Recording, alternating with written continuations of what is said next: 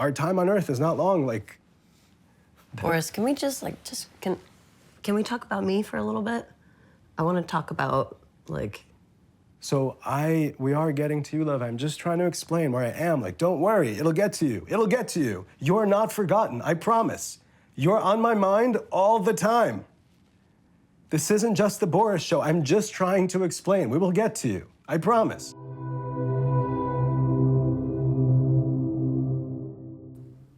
He, in a beautiful way, wanted me to have a sexual confidence that he thought I deserved. And sometimes that looked in a way that I felt like was just perpetuating this like objectification and vulnerability, because he didn't want me just to wear like postage stamp size skirts at home. He wanted me to wear postage stamp size skirts to the grocery store or out for dinner. The farmer's market, right. And my grandmother's house. I mean... But are you saying that you felt a certain kind of pressure? Yes, a ton of pressure throughout our marriage that I have... That was supposedly on your behalf? Supposedly and supposed to be on my behalf. But actually your experience of it was the that opposite. Okay. So that's been insulting. It's all internal. There's... Meaning it's all on me. That's not what I mean. I mean, you're describing your feelings. Whatever. Sugar, I'm not disagreeing with you. I have a picture. I have a picture. We were I didn't hear. Are you disagreeing? Yes. Yes, he is. He's saying that it's all in my head. That's not what I'm saying. I'm not sure. That's not what I'm saying, love. I'm not sure. Okay, what are you saying? I'm saying there's nothing, right? I'm listening to you describe something. Right? That's what I'm doing. I mean, it's internal in the sense that the wellspring of information is coming out of you. There's not an external basis for me to have an opinion. I'm just listening to you describe your experience. That's it. Okay. If we got way off the topic of how he feels when I feel upset, I think that this actually brings us right back there. Because we're talking about like how you make me feel and you go, that's in your head. Or not, you can't feel that way because I'm such a good husband. I think I would like to start from a place where we give Mao a little bit more of the benefit of the doubt. Okay. I'm not sure I heard it that way, and I'd like to believe, I mean, I've seen you react empathically, and I'd like to believe that you've got that in you. So... Yeah, I'm not gonna help you with that. I don't need to earn anything there. I have it. If you can't see it, like, fuck you. And like, if you're not being magnanimous. Like, I'm not being magnanimous. I know you're not, and I'm telling you you're not. Describe anything you want, but don't ascribe motivations to me. That's just unfair to me. Okay, okay? I won't. I don't think it's in your head. You didn't make it up, babe. You're telling a story about something. I'm listening to you. Okay. That I can say a word, and you could take that word and imagine it. I've brewed some evil concoction. Like, fuck you. Like, stop. That's the problem. And you're right. This does exemplify it, but not in the way you imagine, in the way that I imagine. You keep telling the narrative as if I can't meet you where you're at. You're not meeting me where I'm at. All the time, recognizing the distance between us is the distance that I'm not moving. It's the distance between us. If you want to close that distance, start fucking walking toward me. Stop telling me you're over there and I need to just, like, get it because you've had bad experiences. Okay, me too. So I'm happy to patiently sit here and listen to everything. And I'm empathetic. I'm empathetic all the fucking time. That's not a problem. You don't have a problem of a lack of empathy in your husband. That's not what you have. You feel like you're not getting something, you're getting it, and you feel like you're not getting it. But I can only give you it, right? If you don't accept it, it isn't something else. There's not something else, there's not a magic ingredient missing. The grass is not greener.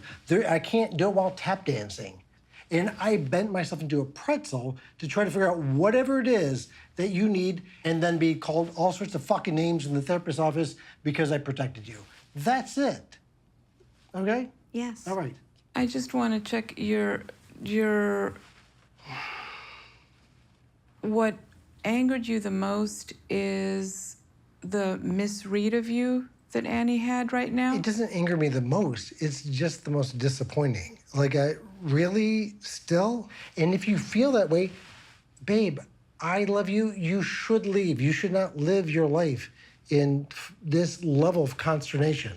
And if I'm the cause of it, you shouldn't be near me. If there's something there, as horrible as it will be for me, you can't live your life this disabled. My general perspective on marriage is more that, like, it's two people trying to make it through life together as partners, and they're each contributing whatever they can in whatever way they can to get through it. You know what that sounds like to me when he says that? Is I'm hearing that is what a lazy person would say.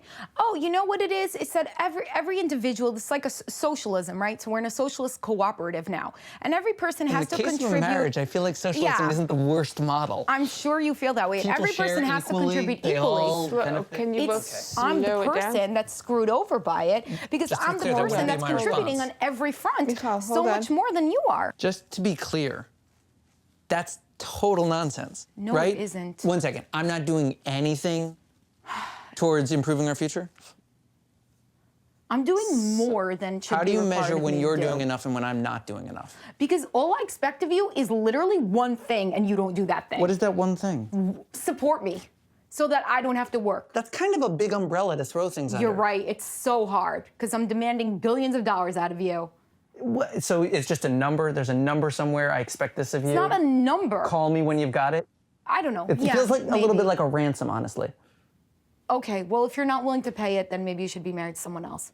Is that a healthy dynamic? Say, I don't like, care. I'm I so would like to tired of hear. having these conversations with you. You Michal, think that I want? Michal, give some room. I'm so exhausted. But you're partially exhausted because you are working so hard.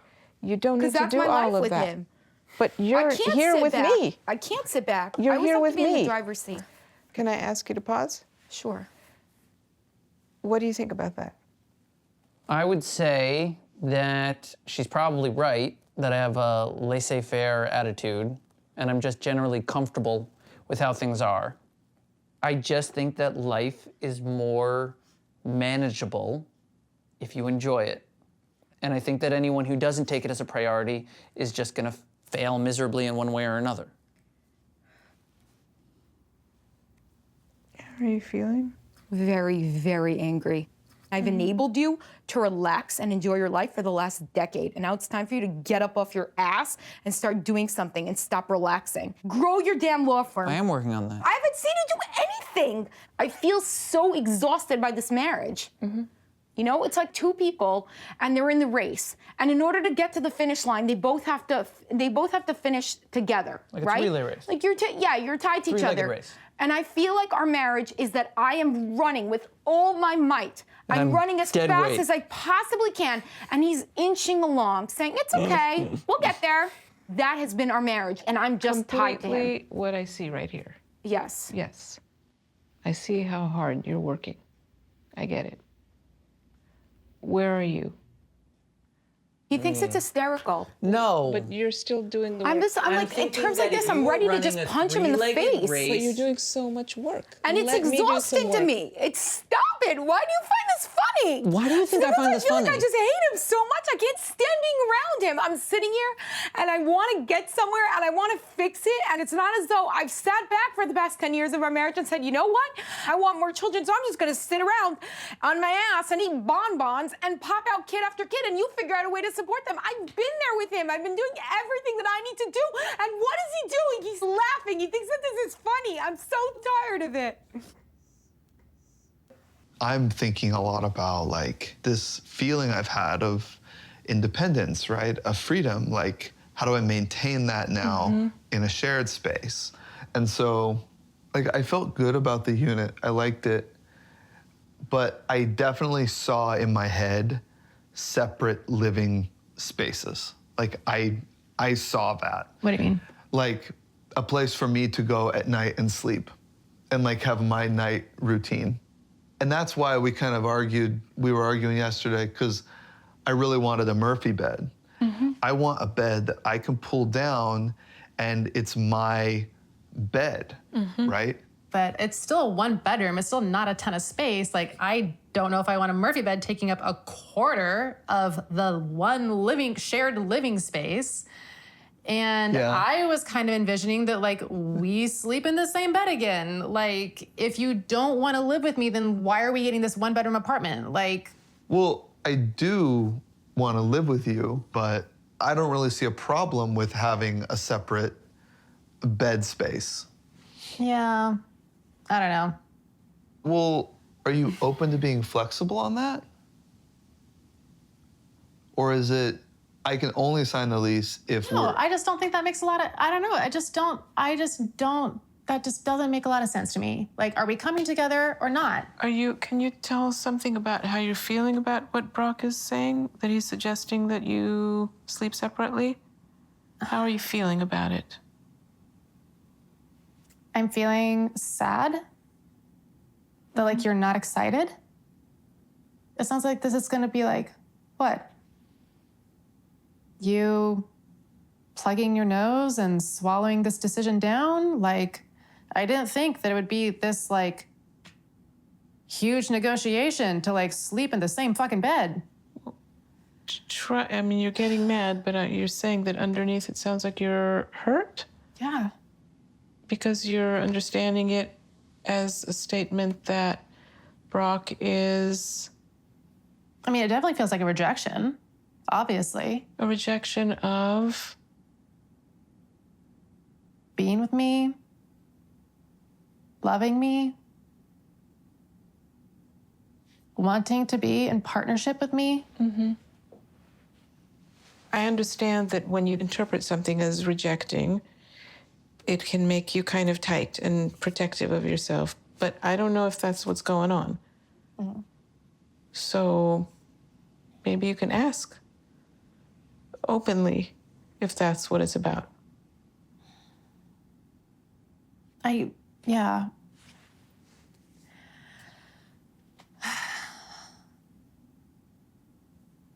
I know, it feels stupid to even ask, because I know you're gonna say that's not what it's about, that you literally, it's so surface level for you that you just wanna sleep in your own space. Wait, ask. Damn, ask. Damn, girl. Okay. That's quite an assumption. Is that what's it about? No. But what it is about is, like, the last couple years, like, I feel like I've grown so much as an individual, and I know that you have too, in our own spaces. And part of it is me kind of just being afraid of like losing that. And so it's not a rejection of you. Like, I'm really trying to preserve like that part. Does that make sense? Yeah, it makes sense. It's what yeah. But I'm saying, like, moving into a 1-bedroom apartment with me feels like us both compromising, us both agreeing to give up our individual spaces to come together. And it feels like I'm willing to do that, but you're not. And so I'm like, here now being like, what gives? I'm just confused. Wait, do you feel like you're giving up autonomy too? Yes, willingly. But would you like to have that? Because no, I'm giving some up to move into an apartment with you, and it feels like you don't want to do that same thing. Because we don't have to make that sacrifice. So I don't really see it as a sacrifice because it's not something we have to make. Oh my God. I have a really hard time understanding because it's like, well, I wish you would have thought of this before we went through. Hold on a second. I did think about it. Hold on a second. Kristi, I want to help you figure this out together, but this contempt is defensive. It's not going to help you. Try to have a conversation. Yeah, I can try, but I also feel like, Brock, I feel like I have to fight so hard for like the validity of like my preferences and opinions because you devalue them. So it's just like, I'm over here fighting for my life, like trying to like. Listen, I don't hear it exactly. It sounds to me like you have two different visions of how you want this one bedroom to feel like and look like. Yeah, apparently. But that's this business of difference. I guess I expect more than I'm getting. Expect. You're using a very particular word. You're not saying I long for. You're saying I expect, which means that sets up Rod to fail. Okay. You expect, and then the person fails you. So that's already a dynamic that is toxic for the two of you. Because then I get a response. But what does he expect? If you were expecting, what does he expect? I don't know what I don't know what I want. That's important. I'm not sure But what I you know want. you're disappointed. Because, right. And none of you even know what's missing. Not even close. Yeah. You don't know what you want. You don't know what is expected. Both of you just know it fails. Correct. Meaning there's nothing there, really. This is like some cover-up for something else. Yes. Okay. But the reason I sometimes choose to avoid these conversations is maybe because they're difficult. And dare I say anything about finances, and that's it. But it's not. Hold on. Okay. Sorry. There's a lot of pressure on me. If you wanted me, I want it myself. It's not bad to kind of, be more successful for a second. But when you deliver it with that, jab, it feels, ugh. It feels what? It feels... Feels what? What does it feel? It feels like a feels jab. like- Okay, look, right now, but I'm asking you nicely. But the anger's manifesting right now. I mean, you're getting... It's not, I'm not, Rod. Okay. I'm really not. Okay. Well, you sound angry. Okay. You sound frustrated. Because I feel like, because you do not sound like you want to hear what it feels like. I do want to hear it. So do just- something with your demeanor that invites that. You just witnessed it. She triggers so quickly. And it's like, whoa, it's not, again, Well, just... did you see what I did? Yeah, you did, absolutely. You can do that. We need to tackle our issues. What does that mean? We need to talk about our finances. We need to get help and figure out what we need to do together. Do you want to try talking about finances? Sure. Go ahead. We know the answer. We Okay. need to make more income, that's the answer. We can't cut back on anything because there's not nothing to cut back on. We need to bring in more. There are things you spend on, I don't, and it's another X amount here, another X amount there. And we don't have conversations about that. All of a sudden I see, wow, $700 out in the bank. Where'd that go? What are you talking about? You went to get your eyes tested last couple weeks ago and you spent $700. But it's once a year that I go and I get my eyes checked. I'm not gonna justify that. I'm not. And this is where I get angry. Because this is where, that's the conversation we're having. It just came up. It wasn't conscious. I wasn't. What conversation do you want to be having? You wanted to talk about money, and here's a conversation about money. So why didn't you talk to me about it then? Why did you have to wait? Like, if there's something bothering you. So, if you want Rod to talk to you more, you have to make the conversations inviting. Okay. If you're going to keep being angry, you're not going to have that thing you want. What triggered the anger? Because I've taken a lot of time away to be with our daughter. And I don't regret 1 minute. I'm thrilled that I've been home. But we lost a lot of money when I was home. So now it's like catch up. But it sounds like you were regretful for the last decade. And then when he says something like that, I'm not interested to talk to him about it. Because because it is so, it's so condescending. You're in a job, so I'm frustrated.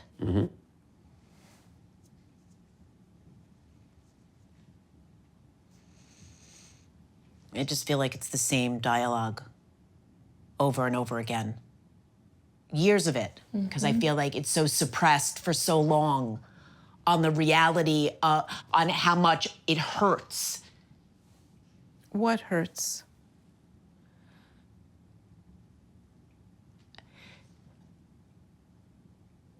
I don't know what I'm saying. I don't. I really don't. Agree. I really don't. I don't know how to communicate. I don't know what to say. I just think that you can apply yourself so much more, and you don't. And maybe this is who you are. And like, this is who I am. Anxious and angry over performance. Over whose performance? Rod's, because I didn't have a performance. I took too much time off. And that's what I'm angry at. I'm angry at myself. Yeah. That's it. I mean, that's it. It's so honest. I can't be any more honest.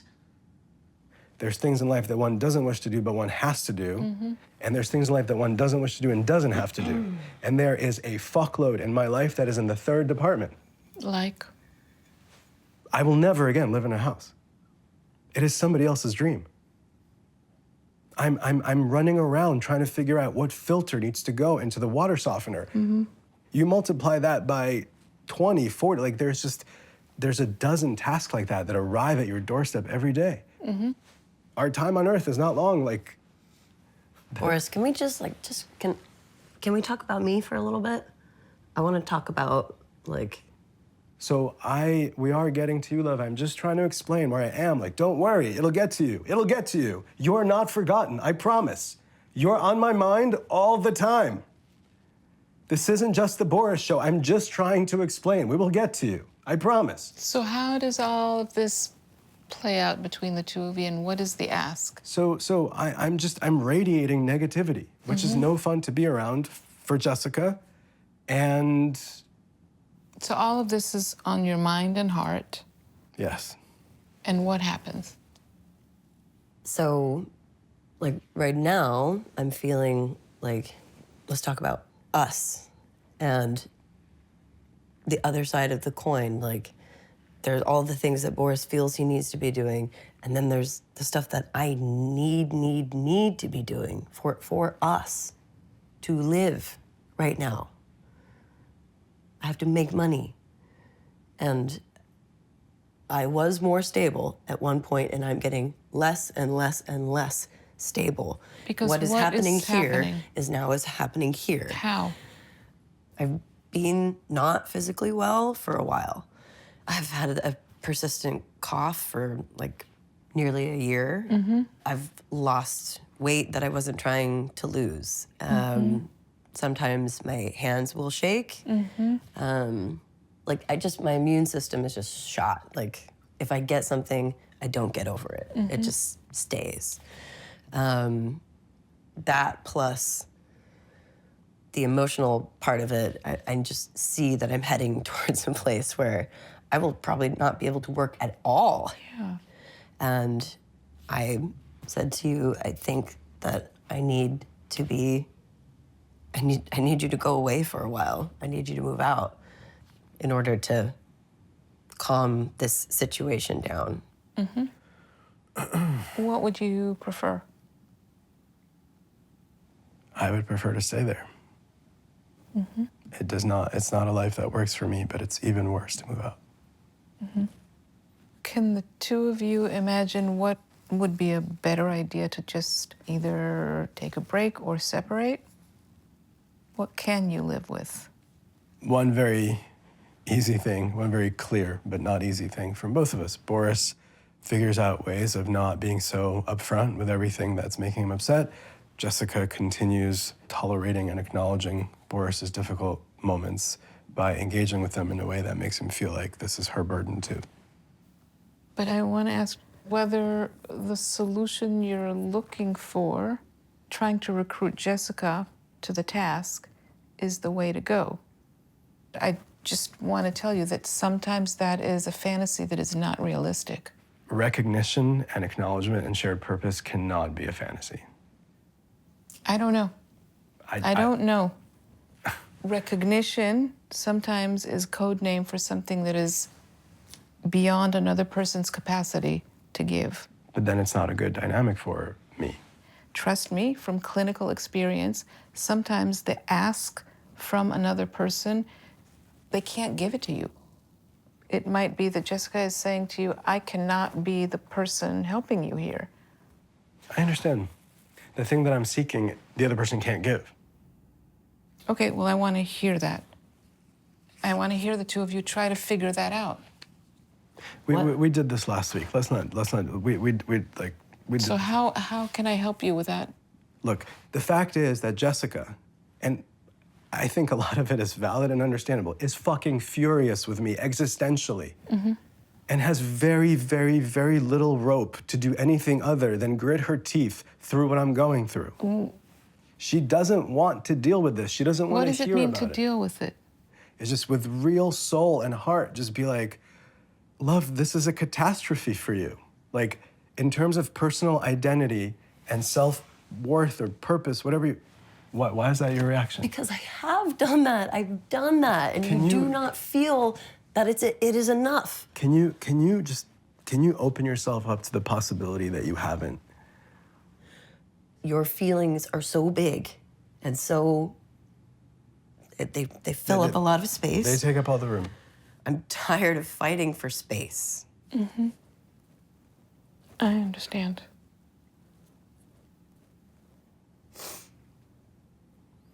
How else are you feeling?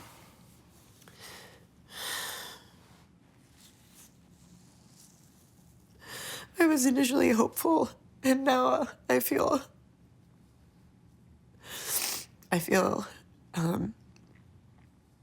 doomed. And I just wish there could be some part of you that was like, my wife is like shriveling. My wife is unwell. Let's give her some stability. Let's prioritize that for just a little bit so she can get in a good place again, an okay place again. But your problem is so big that there's no room for those considerations.